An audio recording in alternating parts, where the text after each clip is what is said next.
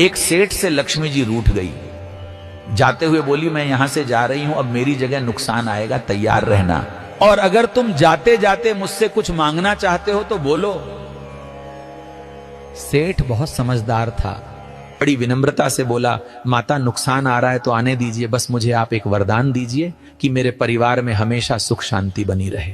लक्ष्मी जी मुस्कुराई, तथास्तु कहा और वहां से चली गई। अब उस सेठ की 4 बहुएं थीं।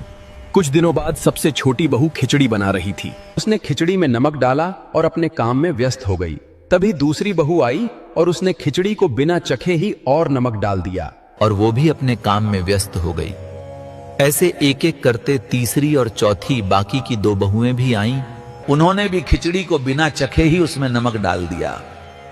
अब रात को सबसे पहले सेठ खाना खाने बैठा। जैसे ही उसने खिचड़ी का एक चम्मच लिया, उसे महसूस हो गया कि इसमें बहुत ज्यादा नमक है और सेठ जी तुरंत समझ गए कि नुकसान आ चुका है। किसी से कुछ नहीं कहा, चुपचाप खिचड़ी खाई और चला गया।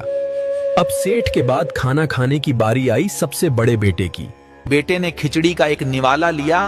उसने परिवार वालों से पूछा पिताजी ने खाना खा लिया? उन्होंने कुछ कहा? तो बाकी सब ने जवाब दिया हाँ, पिताजी ने तो खाना खा लिया, लेकिन किसी से कुछ नहीं कहा। तो बड़े बेटे ने भी चुपचाप खिचड़ी खाई और चला गया।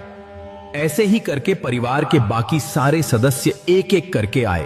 अपने से पहले वालों के बारे में पूछा, कुछ नहीं कहा, चुपचाप खिचड़ी खाई और चले गए।